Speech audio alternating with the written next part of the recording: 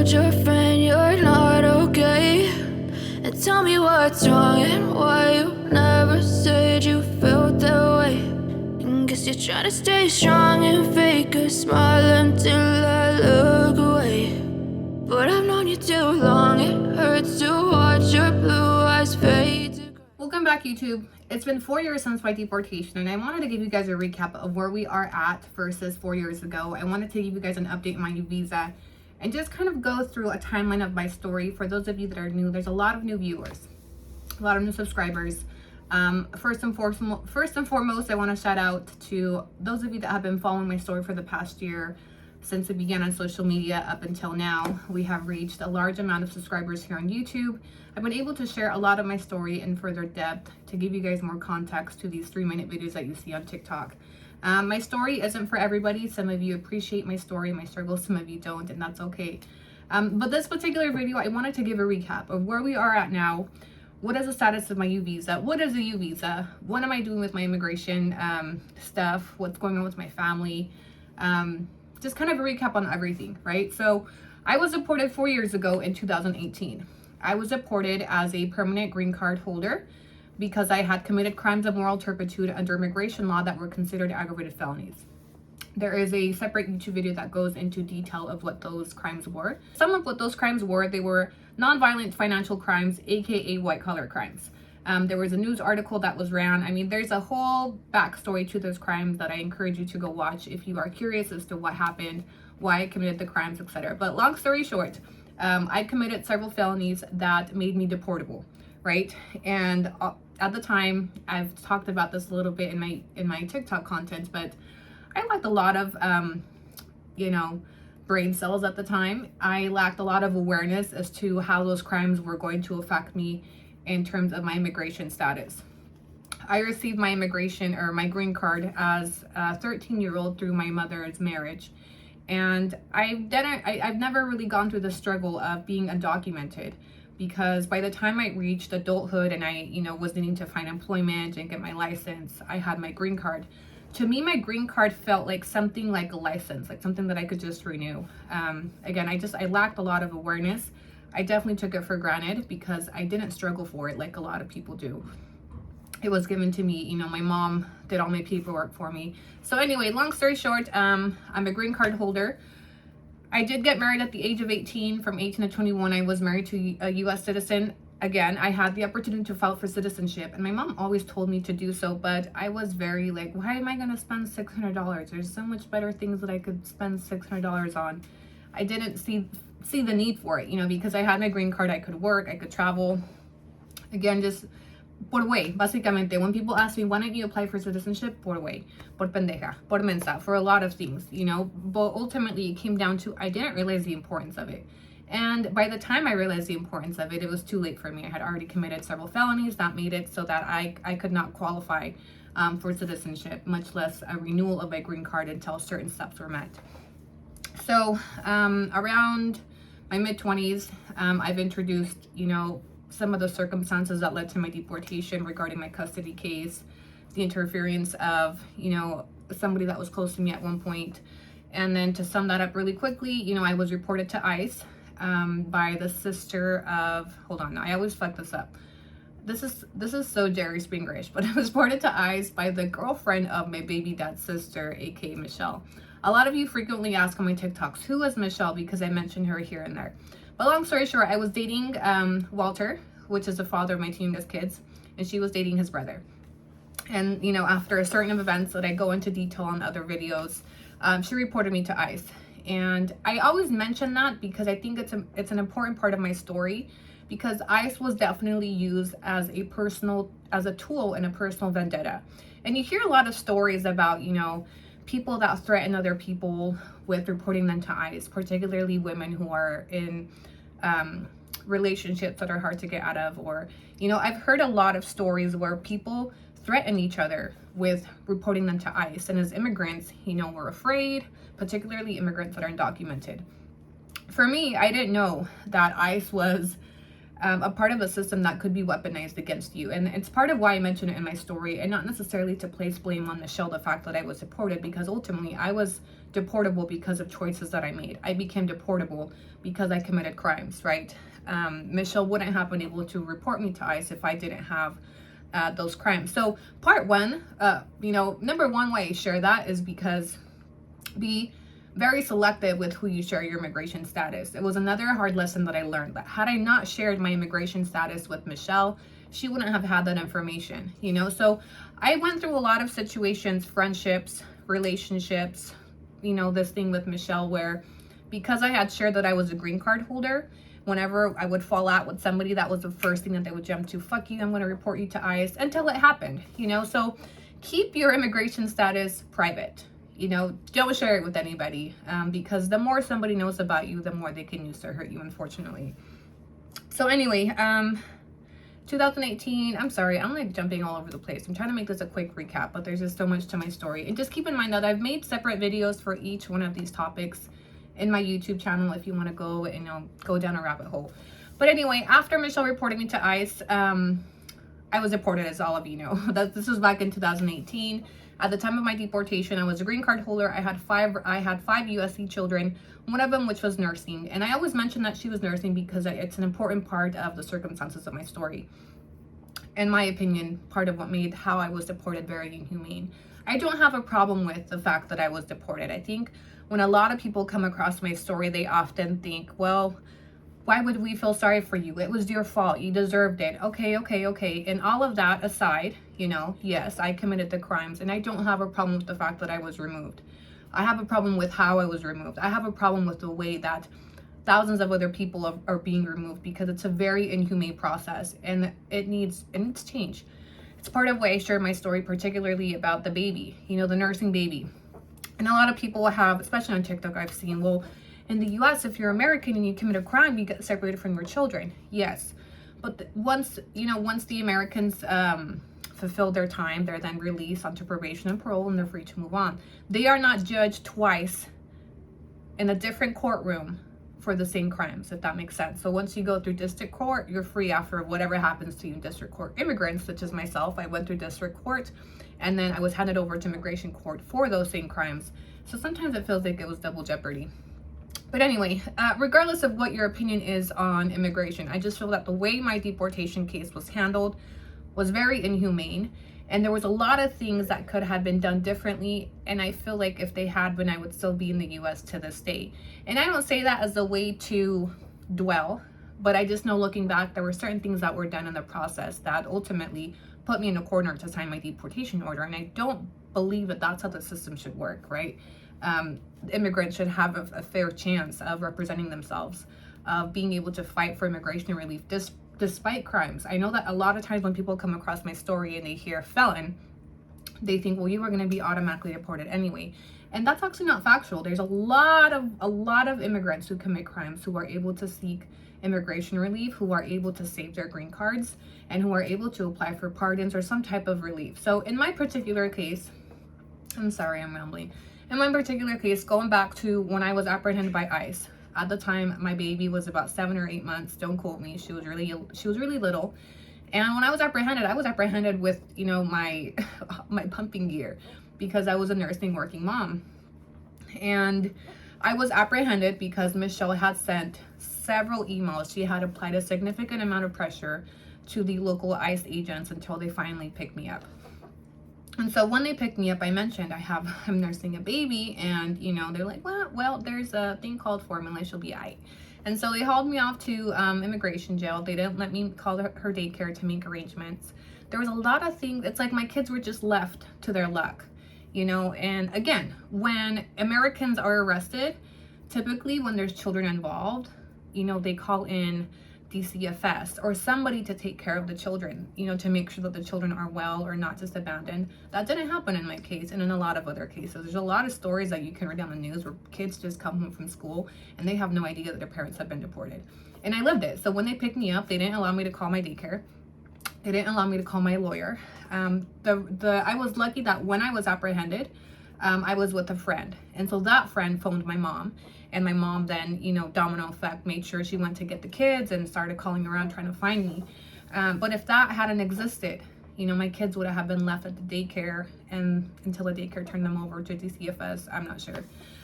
So anyway, as we're in deportation proceedings, you know, and I kind of start to feel like, all right, this shit's getting kind of serious. I'm told you are an aggravated felon under immigration law because of the course, the nature of my crimes. Although my crimes were nonviolent and only financial crimes, they were considered aggravated felonies because of the dollar amount. If you commit a crime, any type of theft, and the dollar amount exceeds $10,000, under immigration law, you are classified as an aggravated felon, which means you're grouped in with the murderers, the rapists, the violent offenders because of the dollar amount. And whenever you're an aggravated felon, what I was told is you are subject to mandatory detention. It means you are not eligible for bond. So if you would like to fight for your case, whether you want to apply for a UVISA or this or that or cancellation of removal, which I had several options. I had the UVISA that I had planned to file for, and I had cancellation of removal based on hardship to my 5 U.S. children because I was their primary parent. I had a nursing baby. I had a lot of grounds to apply, but I was told by my ICE agent that I would be subject to mandatory detention through the course of my proceedings, which could take years. And, you know, they may have just been saying that to scare me, but while I was held, I met with a lot of other women. I met a Marine's wife that had no criminal record, and she had been held for 2 years on an asylum case. I met a 17-year-old girl that had filed for asylum, and she was self-representing, and she had been held for 1.5 years because she had to do everything from inside of jail to represent her case. I met another mother, single mother like me, that had white-collar crimes, was fighting for her green card. And because her case had taken so long, she had lost custody of her child, and her child had been permanently adopted out to parents in Utah because she could not afford bond. So I came across a lot of women that had been there for years, right? That made me feel like the ICE agents that told me I'll be here for years if I fight my case are not lying to me.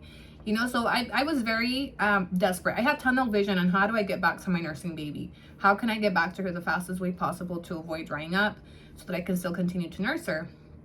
And the fastest way for me was to accept deportation, which is what I did. I signed a deportation order. I accepted that I had committed crimes. And so I pretty much relinquished my green card. I agreed to, you know, the fact that they had placed me in deportation proceedings. I had violated the terms and I was deportable. And I said, okay, deport me. I don't wish to fight for my green card. And I did it out of desperation. I did it out of a sacrifice to get back to my daughter as fast as I could. And I remember that my mom at the time told me, are you sure? Are you sure you want to sign it? We can get an attorney. We can fight it for you. And I said, I know we can fight it, but it's going to take me years. And what will happen to my kids? They will forget me. You know, my daughter is 8 months old. Like, this is the fastest way, Mom. If once I get deported, you can bring her down to me a week later. That was the original plan. If you follow my story, you know that that didn't happen because her father intercepted and we went through a long custody battle. So anyway, I get deported. I arrive. I'm picked up by ICE February 1st, deported February 10th. And that begins, you know, a long journey of reestablishing myself. I eventually found work through a US-based company. I purchased a car. I started renting a little apartment. And little by little, I began building my foundation and how to reestablish myself out here. And then my kids eventually came down for their first visit a year later. I transitioned my kids to moving out here full time. Because they had spent, especially my older 3 children who were school age, they had spent their entire life in the States. They were going to school there. They had roots. So I was concerned about yanking them out and just traumatizing them with a move overnight to a different country. So with my oldest 3 children, it took us about 2 years of going back and forth for summers until I eventually transitioned them here full time. And then with my babies, I got full custody of them returned to me, and they were with me 24/7 about 1.5 years after my deportation. And so since then, that kind of gives a quick recap. I know it was like jumbled back and forth. Again, there's a lot of videos on my YouTube channel that you can go back and reference for further detail on each specific topic, such as my relationship with Michelle, how I got deported, my crimes, why I committed those crimes, all of that. But this particular video, I just wanted to give a quick recap and go from where we are at now, an update on my UVISA, how we came across my UVISA, all of that. So my journey on social media began a year ago. A year ago, I blew up on TikTok. I don't even like saying blew up. A few of my videos went viral and I gained an audience. And it was a small video that I made. It's actually in my YouTube channel as well. Just my deportation story with my children, my fight to get them back, etc. And a lot of doors opened to me because of TikTok. TikTok definitely changed my life. A lot of opportunities were opened. And one of them was from an attorney that came across our story on TikTok. And, you know, I was very transparent in those TikTok videos. You know, I shared why I was deported. I talked about my crimes. I talked about why I didn't apply for relief. And so these attorneys came across my story and they were kind of intrigued. And they gave me some quick feedback that, look, you may still be eligible for a UVISA. And long story short, they reached out to me. We set up a meeting and we went over my case. And they said, you have a case, you have a strong case, we believe in your case, and we would like to help you with it. They took on my case pro bono. They helped me file for my UVISA last year, and we are now in the waiting period for a decision, which can take up to 4 years, sometimes more depending on the case.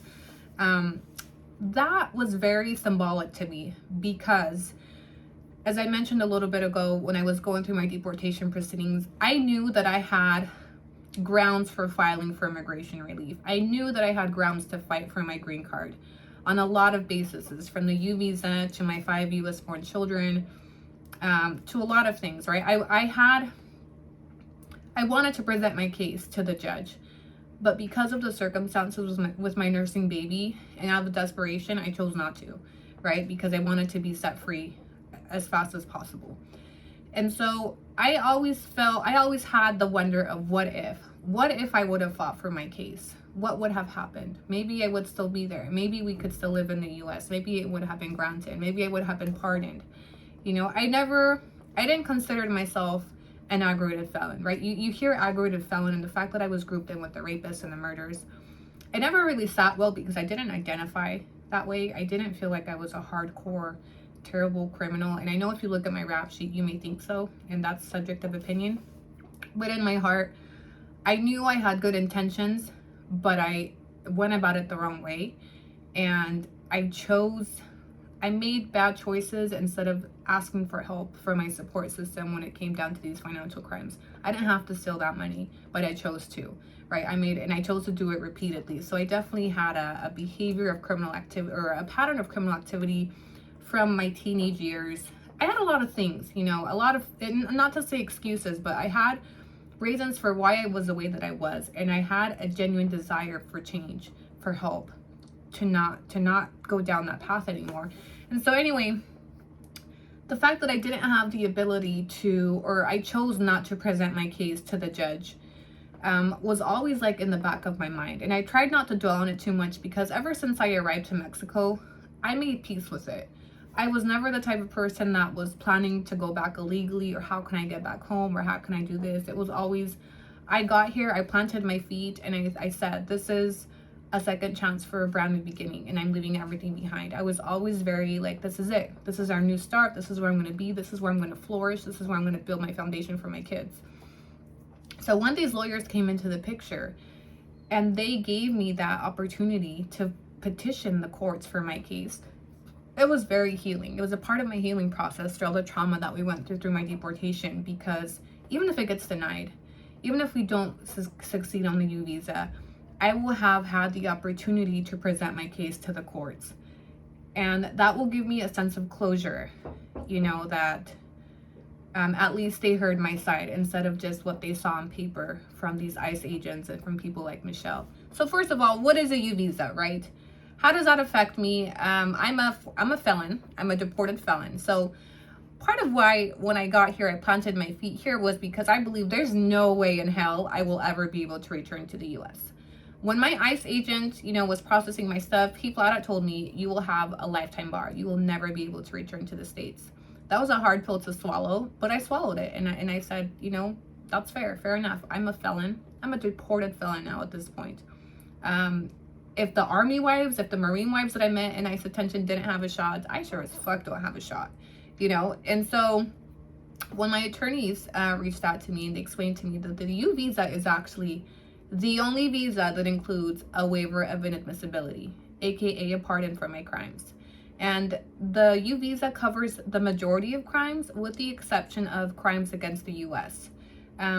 My attorneys and I, you know, I had a lot of questions when we met because I said, how are you sure? Like, I'm a felon, like aggravated felon, might I add. And they're like, we know. We've had a lot of cases like yours. They gave me the example of this gang member that had a green card, that had a lot of crimes, a lot of violent crimes that he was in deportation proceedings for. And he happened to have an incident where he had been ran over as part of a domestic dispute, and he was able to apply for the U visa and it was approved. And this was somebody that had a violent crime. They're like, sometimes, and they told me sometimes the challenge that we find in U visas is when the crimes are violent, but even then we've been able to succeed. And so your case, particularly with just white collar crimes, they had a lot of confidence that this U visa could throw a blanket over them, and not necessarily a blanket, but just a pardon. So it was very, I don't know, at the moment I felt like maybe it's meant to be, like maybe this was part of what was meant for me all along, although it's years later, you know, because I thought to myself, I've been here 3 years. By the time the attorneys reached out to me, I had been in Mexico for 3 years, and I thought, man, if I would have started this process when I first got here, I could almost be on my way home, possibly, you know? But there's a reason why things happened the way that they did, and I believe that I needed that time to heal. I was taken out of a very toxic environment. If you guys follow my story in regards to the father of my children, just in general, there was a lot of toxicity in Utah for me. And so when I was deported, it ripped me out of it, and it put me in a place where I could finally begin to heal and process some of the things that I had been through. And so anyway, when my attorneys and I were talking about, you know, the U visa, and coincidentally, prior to my deportation, about 4 or 5 months before I was deported, I had been the victim of a domestic violence shooting. I had a long documented history through police reports of domestic violence with the next partner that eventually escalated all the way to a shooting a few months before I was deported. And I had the idea to file for a U visa before I was deported, but you know, all that went out the window once I signed my deportation order. And I didn't know that once you were deported, you could actually petition still. They said, yes, you can still file for it. And if and when approved, then we will need to file a motion to reopen your deportation proceedings. And so they gave me hope. And we filed. It took a few months of preparing my case. We got our first small win when the police department certified my U visa, which means before you can apply for a U visa, you have to go to the police department that handled the crime that you were a victim of, and you have to get a signature from them that certifies that yes, this person was a victim of this crime, and this person did cooperate in the prosecution of this crime. And that is half the battle in being able to apply for U visa, is to get that certification. So we got that early last year. It was a huge one. It was very emotional because it made me feel like maybe this might go somewhere. We filed it last year, and it's been a year now, and so now we're just waiting. For a decision from the agent that will handle my case, and just praying.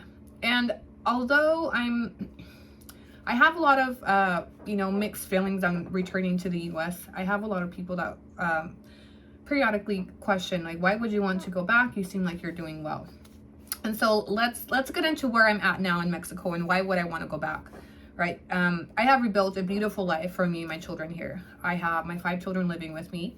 My 3 older kids go back and forth to the States to have parent time with their dad and with me. My younger 2 babies are here with me and Walter, who also returned to Mexico voluntarily a few months ago. I'm stable. We have our own home. We have our own car. We have the access to good education. We're stable, we're happy, we're thriving, we're healing, right? So why would I want to go back? Why would we want to return? And the answer has always been for me, because I have roots there, because I have family there, because I've missed funerals that there are funerals that I have missed because I can't re-enter the US. Graduations that I have missed, there's weddings that I have missed. God forbid if my mother ever got sick and I couldn't go there. My entire family lives in the US. My sisters, my mom, my brother. They're all US citizens, and they do come and visit me periodically, at least once a year or so, but it's definitely different than, you know, being able to see them more than once a year. And my children. My children will eventually return to the States to pursue their education from high school and college, you know, and my hope is that I can accompany them. And right now, if I can't, then, you know, they have family members in the US that will facilitate, you know, them being able to pursue their education out there. So there's a lot of reasons. I ultimately just want to be free to come and go because I have roots there and now I have roots here. Now, if the U visa is approved, I will have to move back to the US for a period of 3 years before I can apply for my green card. In those first 3 years, I will not be able to return to Mexico. And that's a very hard pill to swallow for me because it does mean that I would need to leave everything that I've built here and start all over in the US. And that can be very daunting because, you know, the idea of going back to the US and trying to find a job, trying to find a place to rent, trying to get a car, moving everything is scary. And the restriction that I won't be able to come back to Mexico for those 3 years is also hard because this is now part of my home. So anyway, I'll have to move back. I'll have to reside there for 3 years. I can then apply for my green card. If it's granted, then I would be able to come and go. I wouldn't be able to reside out of the US for more than 6 months at a time. So still a lot of restrictions. And then I think it's like a 5-year wait time, don't quote me, before I can finally apply for citizenship. And then once I'm a citizen, I can come and go. So it's a long process. I wouldn't be free anymore. Right now, I feel very free to go anywhere in the US anywhere in the world except for the US, obviously. But you know, there's a lot of reasons why I want to pursue eventually US citizenship because of my family, because of my children. If I didn't have family up there, if all my family had moved down here with me, I would be okay with never looking back on the US. But it's just, you know, the best way that I can explain it to people is imagine that you moved out of state, right? Wouldn't you want the ability to go back to your home state to visit your mother and your friends and your childhood home, etc.? So that's where my feelings are from wanting to pursue this U visa. Now, in the event that this U visa is denied, we're okay. We're okay out here. We are fortunate to be in a better position than some of the families that are seeking to return or to move to the US. So it wouldn't make or break us, if you know what I mean. But a lot of the times, I've always said, like, what's for me will always be for me. And because of the way that my deportation happened, and because, you know, some people did intervene maliciously, I truly believe and feel deep in my heart that it's not a matter of if we will be able to return to the US, it's a matter of when we will be able to return to the US. And I say that with the most humble spirit possible, but there are just certain things that I definitely believe in, I don't know if to call it energy or God or whatever you want to call it, but because of the way things have happened in my life, I believe that life has a way of putting us all where we need to be, when we need to be, with the people that we need around at the time. And I believe that my deportation happened the way that it needed to, as painful as it was, as traumatic as it was for me and my children. I believe that the time frame of, you know, the 3 years and then coming across this attorney was also part of how it was supposed to be, because I did a lot of healing and a lot of work during those 3 years to be able to be at peace, so that if I ever do return to the US, I return to the US with peace and love and light, not returning to the US with anger and revenge and animosity towards, you know, the people that may have had something to do with why we went through some of the things that we went through. So that's a recap. Another question that I get often is, what do you do for work? You know, how have you made it? I have another YouTube video that's titled Obtaining US-based Employment After Deportation, which also goes into depth into this quick question. But so I'm a virtual assistant now for US-based realtor, meaning that I provide services remotely from my home to US-based clients, which allows me to earn in dollars. And that is the big reason of why I have been able to build a comfortable lifestyle for me and my children, and we're able to have the stability that we have financially. That's another thing that I think was definitely a blessing, and it just happened the way that it needed to. That's a quick recap for those of you that are just joining. Thank you for subscribing to my YouTube. If you have any other questions, topics that you want me to hit and explore into further depth, feel free to drop them in the comments. Thank you for watching, and we will catch you on live soon. Guess you're trying to stay strong and fake a smile until I look away. But I've known you too long, it hurts to watch your blue eyes fade to gray as you fade away, as you fade away.